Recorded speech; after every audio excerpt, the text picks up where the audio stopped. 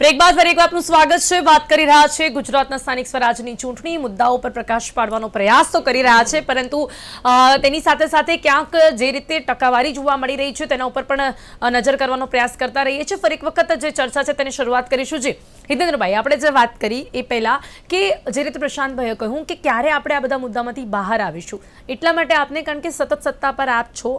બીજો સવાલ એ પણ ત્યાં ઊભો થયો કે શા માટે આટલા ઉમેદવારોને ફરી કોઈને પણ આટલા ઓછા ઉમેદવારોને ફરી ટિકિટ મળી હોય? આપને પણ એવું જ લાગ્યું હશે કે એટલે જેમને પણ ટિકિટ આપી હોય કે એમને નથી કામ કર્યું એટલે જ એમને પરિવર્તન કરવું પડ્યું છે? જો ફિનાલ ચિંતાનો વિષય છે ને ચિંતનનો પણ વિષય છે। તમે જીપીસીસીનો પટાવાળો બદલ્યો હોય ને, એકવાર વચ્ચે 3-4 વર્ષનો પટાવાળો બદલ્યો તો એમાં ઝઘડો થઈ ગયો હતો ત્યાં। અમે લોકો મુખ્યમંત્રીથી મોડીને મંત્રીથી મોડીને ધારાસભ્ય, સંસદ સભ્ય કે પાર્ટીનો પ્રમુખ કે તમામ વસ્તુ સંપૂર્ણ રીતે દરેક કાર્યકર્તાને વારાફરતી તક મળે તે બદલી શકીએ છીએ ને, એ પણ અમારી આંતરિક લોકશાહી અને સ્ટ્રેન્થ છે। તમે ઉમેદવાર બદલવાને કેવી રીતે જુઓ છો એ તમારો પોતાનો એંગલ છે।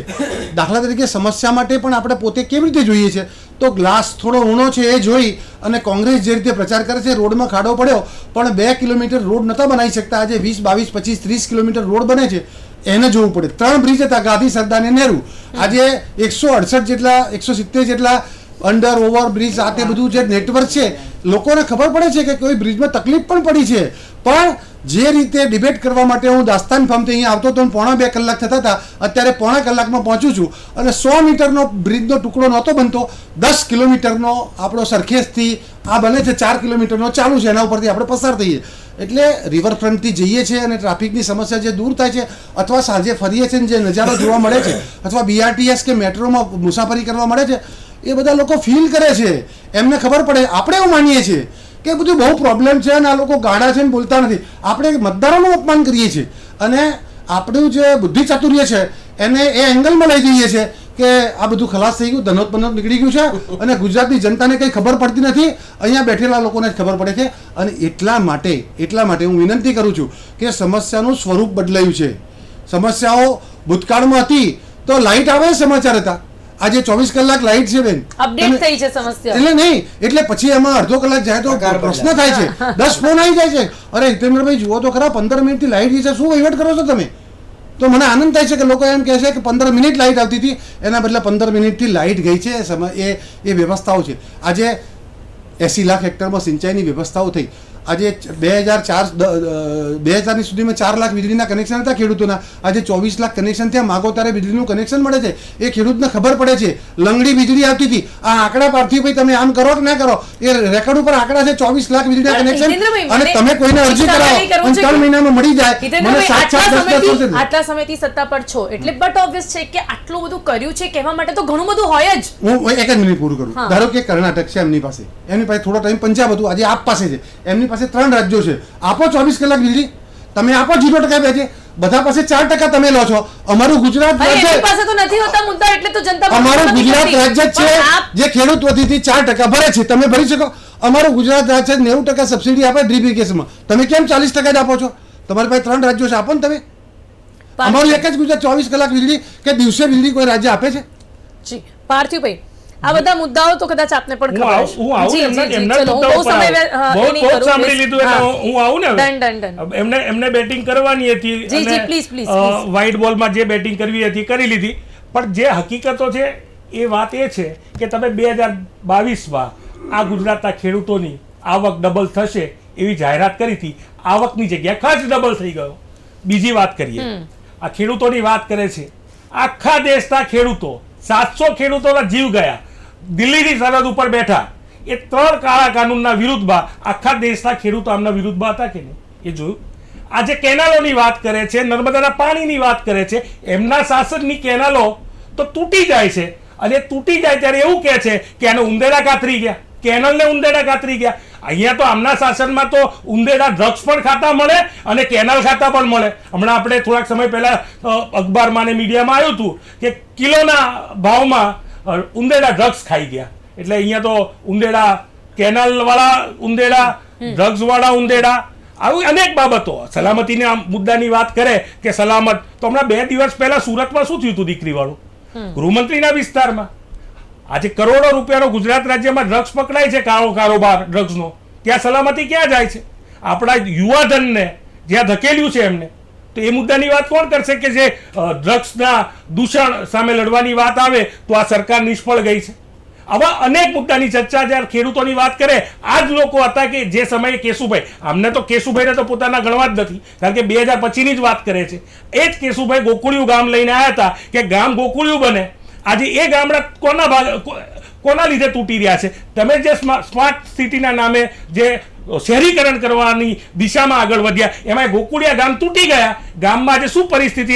ચાલો લઈ જાઓ તમને અમરેલીમાં, જુનાગઢમાં. એ જ ગામડાના લોકો તો આપના ઉપર એક સમય ભરોસો કરતા હતા, પાર્થિવભાઈ. એ ભરોસો પણ તૂટી ગયો.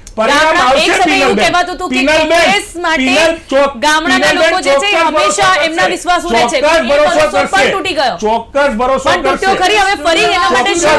ભરોસા નથી થતા. ફરી તમે બહુ સરસ હતું ને, ક્યારનું એવું સાંભળી હતું. લેજો. એવું કેટલા સમય સુધી કહેવાયું કે ગામડાઓ જે છે ને, ગામડાઓમાં કોંગ્રેસ તરફી વોટિંગ પરમ થાય છે. દિવસે પાછા આવશું, અહીંયા જ બેઠા હોઈશું, પરિણામ આવશે એટલે ખબર પડશે કોને કોની ઉપર કેટલો વિશ્વાસ. ત્યારે તમે પાછી આવું બધું અત્યાર સુધી મેં થોડી ચૂંટણીઓમાં અહીંયા બેઠી છું, ત્યારે આવી જ બધી વાર્તા અત્યારે થાય છે. પછી અમે શું ઇન્ટ્રોસ્પેક્શન કરશું, ચિંતન કરશું. પણ નહીં, વર્ષોથી તમે ના કહ્યું કે તમે પણ હંમેશા ધીમે ધીમે ભરોસો રાખો છો, એવી રીતે કોંગ્રેસ એવી રાખો તો ભરોસો. એઝ અ વિશ્લેષક તમને પણ સ્ટ્રોંગ વિપક્ષ જોઈતો હશે હું માનું છું. અમે દિલથી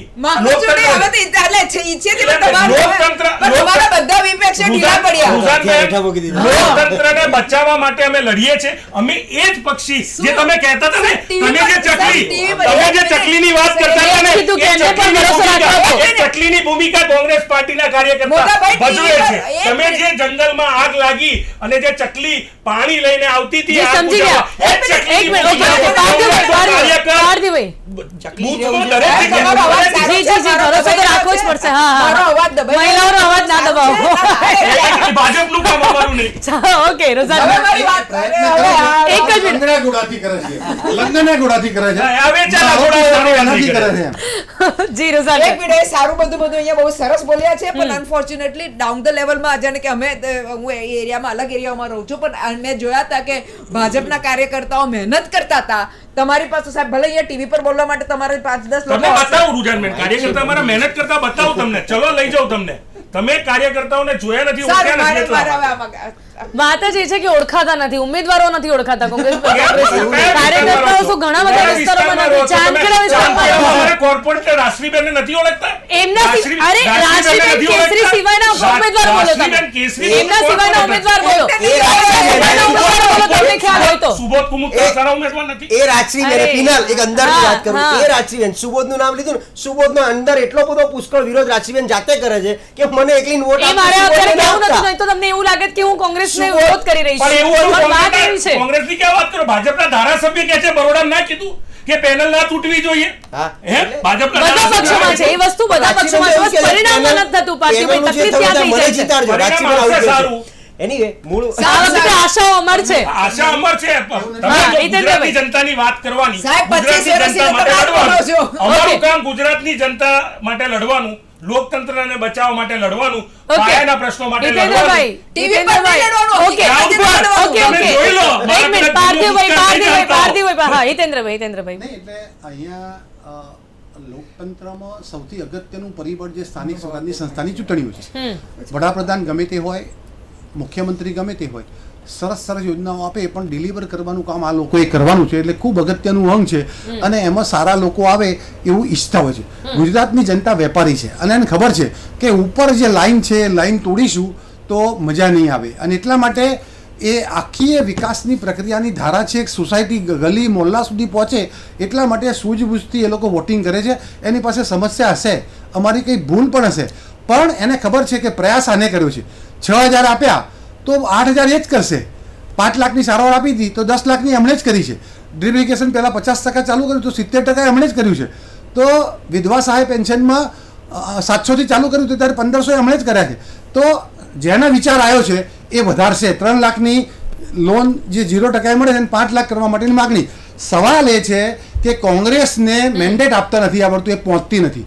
અને જે લંગડા ઘોડા, જે લગ્નના ઘોડા છે, મારો તે સારો એ લોકો ટિકિટ વેચી અને પરિવારવાદ ચલાવે છે એને હિતેન્દ્રભાઈ, આપ કારણે માનો છો ને કે આપના વિરોધમાં જવા માટે મુદ્દાઓ તો ઘણા બધા છે, પણ કોંગ્રેસને આવડતું નથી. નહીં, એને સમસ્યા શું છે? પાર્થિવરાજી પાસે મારે એવી અપેક્ષા હતી કે 2000 શું ચાલે, 3000 આપો. આ 1500 પેન્શન પણ અમે તો કહીએ છીએ 2000 આપો. કે રાજસ્થાનમાં 500 નો બાટલો આપ્યો તો આપો ને એની બેનને. બિહારમાં પેલા બહેનોના ખાતામાં, લાડલી બહેન મધ્યપ્રદેશમાં, અહીંયાની બહેનોમાં શું વાત છે કે તમને મત આપીને જીતાડે છે? એ વાત છે. નાખો ને, કેમ નથી નાખતા? અમે તો કહીએ છીએ કે જે તમે બંગાળમાં જે જાહેરાતો કરી એ જાહેરાતો અહીંયા કરો ને. ગુજરાત 30 વર્ષથી તમને સત્તામાં બેસાડે. મહિલાઓની વાત છે, સાહેબ, કે સંબોધનની સાથે લાઈન છે, લાઈન છે, ગણાવી રહ્યા છે. લાઈન છે એટલે એમની ડબલ એન્જિન વાળી લાઈનની વાત કરી રહ્યા છે. આમ તો ટ્રિપલ એન્જિન છે. એનીવે, લાઈન છે ગણાવી રહ્યા તો સાહેબ મારે એટલી રિક્વેસ્ટ કરવી છે, હાથ જોડે રિક્વેસ્ટ કરું છું કે આટલી સારી લાઈન છે તો સાહેબ મારી બહેનોને બી ટિકિટ આપો ને સાહેબ. મારે એટલી આની સ્થાનિક નથી વર્તી, હું એની વાત કરું છું. એટલે સાહેબ ટિકિટ આપી દો, કારણ કે તમે લાઈન છે, તમારે સીધ દરવાની જરૂર છે.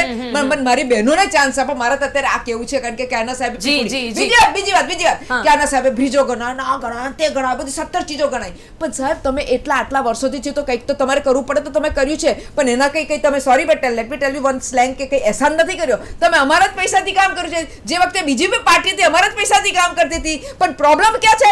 કરપ્શનનો પ્રોબ્લેમ છે. બ્રિજો જે 4 વર્ષના બ્રિજો તૂટી જાય છે ને 40 વર્ષના બ્રિજ ના તૂટ્યા, પ્રોબ્લેમ ત્યાં છે. પૈસા તો બેફામ વપરાઈ રહ્યા છે. બિટુમેનના ખોટા બિલો ચડે છે, બેફામ ચડે છે. પ્રોબ્લેમ ત્યાં છે. અને ફાઇનલી જેથી મેં સ્ટાર્ટ કર્યું કે બહેનો મેડમ, પ્રોબ્લેમ ખાલી એટલું છે કે અત્યારે લોકોને કોઈ પાર્ટી પર ભરોસો રહ્યો નથી. પછી ભલે આ પાર્ટી હોય કે પેલી પાર્ટી હોય, અને એટલા માટે લોકો વોટ આપવા બહાર નીકળતા નથી. પણ મારે હજી લોકોને કેવું છે, કોઈ દિવસ સમય બહુ જ ઓછો છે, પણ મને એક મુદ્દા ઉપર પ્રશાંતભાઈ પ્રકાશ જરૂરથી પાડવો છે. સરકારી શાળાઓ અને સ્કૂલ અને એની વાત કદાચ અહીંયા રહી ગઈ છે કે જે આપ કદાચ દિલ્હીમાં પણ જઈને આવ્યા છો, ત્યાંનું જે બધું સિસ્ટમ જોયું છે એ પ્રકારનું સિસ્ટમ ક્યારે ગુજરાતમાં આપણને જોવા મળશે? કારણ કે શાળાઓની વાત ચોક્કસપણે અહીંયા આપણને કરવી પડે, એજ્યુકેશનની વાત, શિક્ષણની વાત આપણે અહીંયા કરીએ, અને હોસ્પિટલની વાત આપણે કરવી પડે. એ મુદ્દાઓ તો ક્યાં જોવા નથી મળતા. શિક્ષણ અને આરોગ્ય પ્રાથમિકતા હોય છે સરકારની. અને અહીંયા બેઠા આપણે 5 જણા ગ્રાન્ટેડ સ્કૂલમાંથી કાં તો સરકારી સ્કૂલમાંથી ભણીને મોટા થયેલા છીએ અને અહીંયા બેઠેલા છીએ. પણ એ કલ્ચર પછી તરત 10 વર્ષ પછી તમે જો છેલ્લા 20 વર્ષમાં એક પણ ગ્રાન્ટેડ સ્કૂલ નથી ખુલી. એ આપણે સૌ સ્વીકારવું પડશે. પછી સેન્ટ્રલ બોર્ડનું વધતું જતું ચલણ અહીંયા ગુજરાત બોર્ડને તમે સરકાર તરીકે તમે ઓછું કરી નાખ્યું. એટલે આ સરકારની 100% રહી ગયેલી ભૂલ છે કે એમણે પોતે જ ગુજરાત બોર્ડને એટલું પ્રાધાન્ય નથી આપતા. સેન્ટ્રલ બોર્ડ, આઈબી અને હવે તો બધા ઇન્ટરનેશનલ અલગ અલગ પ્રકારના બોર્ડ. બીજું ફી રેગ્યુલેશન કમિટી જે પેપર ઉપર વાઘ મોટો બનાવી દીધો છે, જે કદાચ કંઈ પણ કરવા માટે અસક્ષમ છે. એટલે વ્યવસ્થા તંત્ર જે તમે ક્યારના કહો છો, શિક્ષણ, આરોગ્ય, પ્રાથમિક સુવિધા, આ બધું તો બેઝિક પાયાની વસ્તુ છે કે જે આપવા માટે તમારી કટિબદ્ધતા ખૂબ જ ઓછો સમય છે. પણ પાર્થિવભાઈ, શું એજ્યુકેશન અને હોસ્પિટલ, આરોગ્યને લઈને કોઈ મુદ્દાઓ લઈને ગયા? ચોક્કસપણે અમે તૂટેલા ઓરડાની વાત કરી, શિક્ષકોના ઘટની વાત કરી. જેટલી પણ હોસ્પિટલો બની એ કોંગ્રેસના શાસનમાં બની. નવી કોઈ સરકારી હોસ્પિટલ બની હોય તો બતાવો, અને બની હોય તે ખાનગી જે લોકો છે એને પધરાવી દેવામાં આવે. એ પછી કચ્છની હોસ્પિટલ કે પછી દાહોદની. ઝડપથી જવાબ. નહીં, એજ્યુકેશનમાં કે હેલ્થમાં જે પ્રમાણેની સ્થિતિ ગુજરાતમાં બની છે, તો 3 મેડિકલ કોલેજ લઈને બેઠા હતા. આજે કેટલી મેડિકલ કોલેજની ફીસ બોલો ને, 15 લાખ રૂપિયા છે. સરકારી કોલેજ મોંઘવારી ઉપર આવી જાય છે. મેડિકલની ફીસ જુઓ અને જીએમઈઆરએસ ની ફીસ જુઓ. તમે જે સરકારી જે મેડિકલ કોલેજ ખોલીને એની 13 લાખ રૂપિયા ફી છે. હિતેન્દ્રભાઈ, પાર્થિવભાઈ આ વાત સાથે સંમત. પુણે, બેંગ્લોર, બીજે મેડિકલ ની કેટલી ફી છે? કોંગ્રેસે બનાવી. આ બાકીના લોકો કોંગ્રેસે બનાવી હતી એની 50,000 ફી, અને ભાજપને બનાવેલી એની 13 લાખ ફી. મને કહો તો. હું એ જ કહું છું કે આ નહોતી અરે વ્યવસ્થા. તમે લોકોએ વ્યવસ્થા કરીને ગુજરાતના લોકોને શું કામ લૂંટો છો? ઓકે, ગુજરાતના લોકો બીજા રાજ્યોમાં લૂંટાતા હતા. હવે ગુજરાતની સરકાર લૂંટે. એનો મતલબ એવો થયો ને. વધુમાં વધુ મતદાન કરવા માટેની જ અપીલ કરીશું. કોંગ્રેસના પ્રવક્તાઓ આ પ્રકારની ડિબેટ કરે, જુઠ્ઠું જોસ્તી બોલે. જુઠ્ઠું શું? સાચી હકીકત છે. કઈ વાંધો નહીં, પાર્થિવભાઈ, શાંતિથી બોલી દેવાય. તમારી સરકારી વેબસાઇટ ઉપર જીએમઈઆરએસ ની ફીસ હું અત્યારે જી ચોક્કસ. મને અત્યારે કોઈ કે મેસેજ નાખ્યો જોઈને આપણા કે ભાઈ કે એમને કહો ખાસ કે તમે જે સલામતીની વાત કરો છો, ઢગલા અકસ્માતો થઈ રહ્યા છે આપણા ગુજરાતમાં, આપણા અમદાવાદમાં. હું ઈચ્છીશ કે અંતિમ શાંતિથી હિતેન્દ્રભાઈને 1 મિનિટ મળી જાય બોલવા માટે. હિતેન્દ્રભાઈ, ખૂબ જ ઝડપથી પ્લીઝ, બહુ જ શાંતિથી. પીપીપી મોડેલ છે ને, કોઈ સરકાર છે ને એ વેપાર નથી કરતી. એને ટ્રસ્ટી તરીકે ઉભા રહેવું છે, કોઈનો ઇજારો ના થઈ જાય એટલે. બાકી આ મેડિકલ કોલેજો નહોતી ત્યારે પુણે, બેંગ્લોર, બીજા પ્રોફેસરોને સરકારી રાજ્યોમાં વચ્ચેની પ્રોફેસરોને કેમ સરકારી લાભ? વચ્ચેની Please, please, સરકારી ભારતીભાઈ, સમય ઓછો છે. પૈસા સરકારના, લોકોના પૈસા, અને કોલેજ ચલાવે પ્રાઇવેટ. ભારતીભાઈ સમય ઓછો છે એટલે જી કમ્પ્લીટ કરજો. એટલે આ લોકોને બહાર મોકલવા પડતા આપણા ત્યાં પણ મસ્ત મોટી ફી 25 વર્ષ પહેલા એન્જિનિયરિંગ કરવા મૂક્યો ત્યાં 5 લાખ રૂપિયા ફી એનું ફૂડ બિલ અને આવવા જવાનું હતું એ આજે આપણને 15 કિલોમીટરમાં મળે છે ભલે ફી છે પણ 15 કિલોમીટરમાં દીકરો દીકરી ઘેર રહે છે એનું કલ્ચર બદલાતું નથી એમાં સામાજિક એટલે વ્યવસ્થા ઊભી કરવાની. અને નોર્ડિક કોલેજ એટલે લોકો આટલી મોંઘી એટલે યુકેરાન ગયા હતા લોકો, આપણા બાળકો બધા ભૂલી ગયા લાગો છો. પ્લીઝ મહેરબાની યાદ રાખો ને જ્યારે પાછા ઇન્ડિયા આયા યુકેરાન થી, કારણ કે આવું પડ્યું જેના લીધે વિરેનભાઈ, મોંઘવારી અને ફીસનો મુદ્દો તો રહ્યો છે. સત્તા જો ફરી એક વખત સત્તા પર આવો છો તો શું કરશો? આપણે મતદારો પર છોડીએ થોડું આ મોંઘવારી ભ્રષ્ટાચાર મતદારો પર છોડીએ જી. કારણ કે આપણો ચલો, ઇજારો અંતિમ મતદારો પર છોડીએ જી. આપણો ઇજારો નથી એને નક્કી કરવા દો બિલકુલ, એ શું ફીલ કરે છે નક્કી કરવા દો. પાર્થિવભાઈ, પ્રશાંતભાઈ, રુઝાનબેન, આપ સૌ મારી સાથે ચર્ચામાં જોડાયા તે બદલ આપનો ખૂબ ખૂબ આભાર. Thank you so much.